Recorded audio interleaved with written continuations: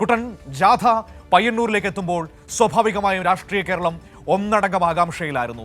പയ്യന്നൂരിൽ ജാഥയ്ക്ക് നൽകുന്ന സ്വീകരണം എന്താണെന്നറിയാൻ ഒരു വലിയ രാഷ്ട്രീയ കൗതുകം ഇപ്പോഴത്തെ സാഹചര്യത്തിൽ നമുക്ക് എല്ലാവർക്കും ഉണ്ടാകുമല്ലോ. പക്ഷേ ഞെട്ടിച്ചു കളഞ്ഞു, അത്ഭുതപ്പെടുത്തി കളഞ്ഞു ഇന്നലെ പയ്യന്നൂരിൽ ജാഥയ്ക്ക് കിട്ടിയ സ്വീകരണം. ആദ്യം അതിനെക്കുറിച്ച് പറഞ്ഞു തുടങ്ങാം കുട്ടൻ. മനു, ഇന്നലെ കാലിക്കടവിൽ കാസർഗോഡ് ജില്ലയിലെ സ്വീകരണത്തിന് സമാപന കേന്ദ്രം കാലിക്കടവിലായിരുന്നു. അവിടുന്ന് ഞാനും ക്യാമറമാൻ ശൈലേഷ് കല്ലായിയും നമ്മുടെ സാരഥി ലജീഷും ഒക്കെ കൂടി വളരെ പെട്ടെന്ന് അവിടെ സ്വീകരണ കേന്ദ്രത്തിൽ ഈ കണ്ണൂർ ജില്ലയിലേക്കുള്ള സ്വീകരണം എടുക്കുന്നതിന് വേണ്ടി അവിടെ സന്തോഷിനെ ഏർപ്പാടാക്കിയിരുന്നു. ഞങ്ങൾ പയ്യന്നൂരിലെ സ്വീകരണ കേന്ദ്രത്തിലേക്ക് എത്തുന്നതിന് വേണ്ടി അവിടെ പയ്യന്നൂരിലെത്തി സെൻട്രൽ ബസാറിൽ എൻ്റെ കൂടി നാടാണ്. സെൻട്രൽ ബസാറിൽ നിന്നും ഈ സ്വീകരണ കേന്ദ്രത്തിലേക്ക് ആ സമയത്ത്, അതായത് ജാഥ എത്തുന്നതിനും എത്രയോ സമയം മുമ്പ് തന്നെ അവിടേക്ക് എത്തുന്നതിന് നമ്മൾ ഒരുപാട് ബുദ്ധിമുട്ടി എന്നുള്ളതാണ്. അത്രയും ജനത്തിരക്കായിരുന്നു. സെൻട്രൽ ബസാർ മുതൽ ഇങ്ങോട്ട് ആൾക്കാർ ഇങ്ങനെ തടിച്ചുകൂടി ഒരു വലിയ മനുഷ്യ മതിൽ പോലെ ഇങ്ങനെ ആൾക്കാർ ജാഥയെ വരവേൽക്കുന്നതിന് വേണ്ടി, ജാഥ ക്യാപ്റ്റൻ MV ഗോവിന്ദൻ മാസ്റ്ററെ സ്വീകരിക്കുന്നതിന് വേണ്ടി ആൾക്കാർ ഇങ്ങനെ തടിച്ചുകൂടി നിൽക്കുകയാണ്.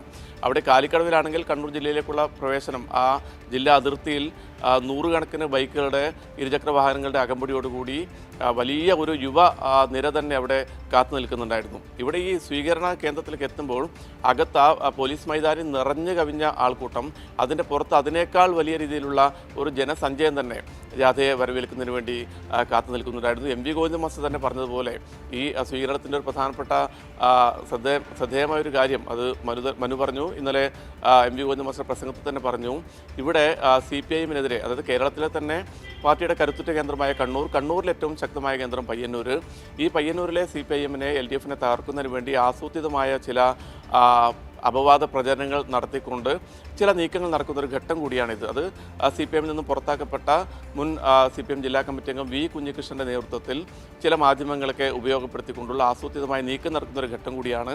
അതുകൊണ്ട് തന്നെ പയ്യന്നൂരിലെ ജാഥയുടെ സ്വീകരണം എല്ലാവരും കേരളം മുഴുവൻ ഉറ്റുനോക്കുന്നൊരു രാഷ്ട്രീയ പരിപാടി കൂടിയായിരുന്നു.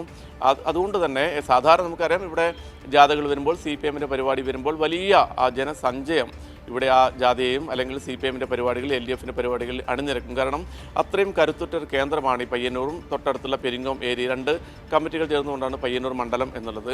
പക്ഷേ ഇന്നലെ അതിൽ നിന്നൊക്കെ വ്യത്യസ്തമായിക്കൊണ്ട് ഈ സമീപകാലത്ത് പയ്യന്നൂർ കണ്ട ഏറ്റവും വലിയ ജനക്കൂട്ടം, ഏറ്റവും വലിയ ജനസഞ്ചയമായിരുന്നു ജാഥയെ വരവേൽക്കുന്നതിന് വേണ്ടി എത്തിയിരുന്നത്. പലതരത്തിലുള്ള കലാരൂപങ്ങൾ ഈ ജാഥാ സ്വീകരണത്തിന് മെഴിവേകി. സ്വീകരണ യോഗത്തിൻ്റെ തുടക്കത്തിൽ തന്നെ MV ഗോവിന്ദൻ മാസ്റ്റർ പറഞ്ഞത്, ഈ ഒരു ജാഥാ സ്വീകരണം, ഈ വലിയ ജനസഞ്ചയം എന്നുള്ളത് പാർട്ടിയെ ഒറ്റുകൊടുത്ത ഒറ്റുകാരനായ V കുഞ്ഞികൃഷ്ണൻ്റെ ഈ നീക്കങ്ങൾക്കുള്ള, ചില മാധ്യമങ്ങളെ ഉപയോഗപ്പെടുത്തിക്കൊണ്ട് പാർട്ടിയെ ഒറ്റ കൊടുക്കുന്ന V കുഞ്ഞികൃഷ്ണൻ്റെ നീക്കങ്ങൾക്കുള്ള വലിയ മറുപടി കൂടിയാണ് പയ്യന്നൂരിലെ LDF, പയ്യന്നൂരിലെ പാർട്ടി നൽകിയത് എന്നുള്ളതാണ്.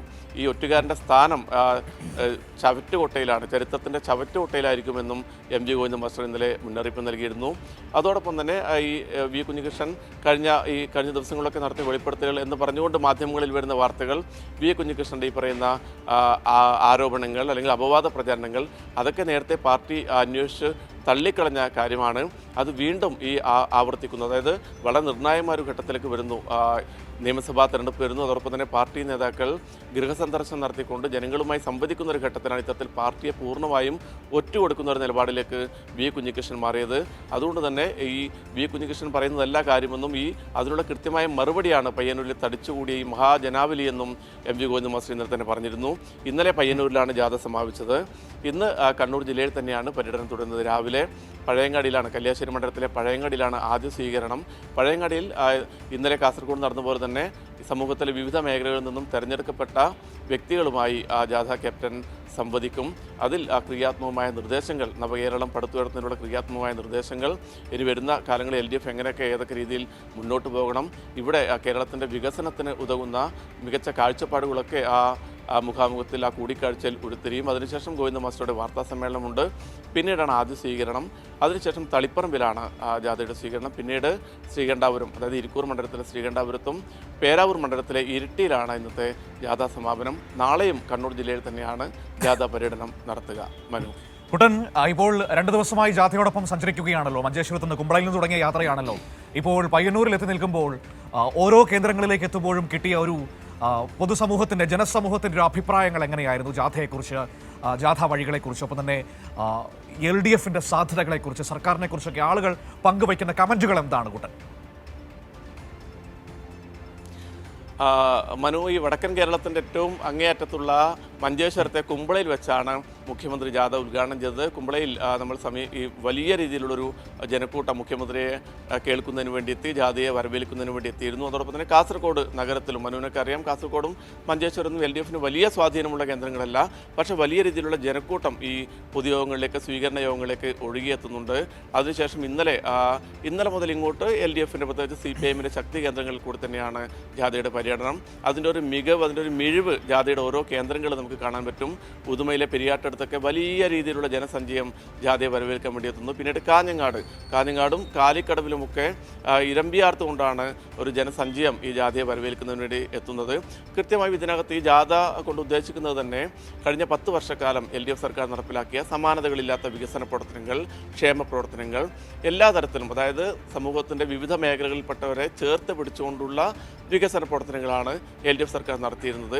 ഇനി അങ്ങോട്ട് തുടർച്ച നമുക്ക് ഈ ജാഥ കുമ്പളയിൽ നിന്ന് ആരംഭിക്കുമ്പോൾ കുമ്പളയിൽ നിന്ന് കാസർഗോഡേക്ക്, അല്ലെങ്കിൽ കാസർഗോഡ് നിന്ന് കുമ്പളയിലേക്ക് സാധാരണ നേരത്തെയാണെങ്കിൽ ഒരുപാട് സമയമെടുക്കും അങ്ങോട്ടേക്ക് എത്തുന്നതിന് വേണ്ടി.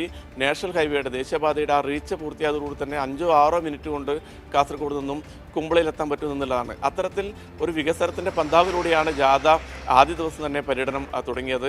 അങ്ങനെ നമുക്ക് കാണാൻ പറ്റുന്ന വലിയ രീതിയിലുള്ള വികസനങ്ങൾ കേരളത്തിൽ സാധ്യമാക്കി കഴിഞ്ഞ 10 വർഷം കൊണ്ട് പിണറായി സർക്കാർ.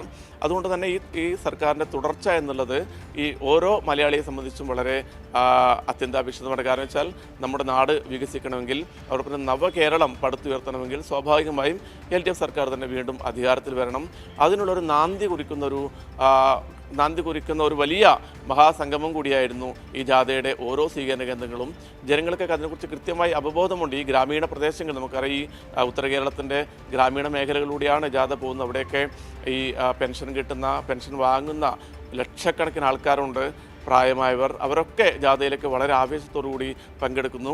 മറ്റൊരു കാഴ്ച എന്നുള്ളത് ഈ ജെൻസി ടീം, അതായത് ന്യൂ ജനറേഷൻ കുട്ടികളൊക്കെ വളരെ ആവേശത്തോടുകൂടിയാണ് ഈ ജാഥയിൽ പങ്കെടുക്കുന്നത്. ഉദ്ഘാടന ചടങ്ങിൽ നമ്മളൊക്കെ കണ്ടതാണ്, കുമ്പളയിലൊക്കെ വലിയ രീതിയിലുള്ള യുവാക്കളുടെ ഒരു പ്രാതിനിധ്യം ജാഥയിലുണ്ടായിരുന്നു, യുവതികളുടെ പ്രാതിനിധ്യം ഉണ്ടായിരുന്നു, വിദ്യാർത്ഥികളുണ്ടായിരുന്നു. അത് ഓരോ സ്വീകരണ കേന്ദ്രങ്ങളും നമുക്ക് കാണാൻ വേണ്ടി പറ്റുന്നുണ്ട്.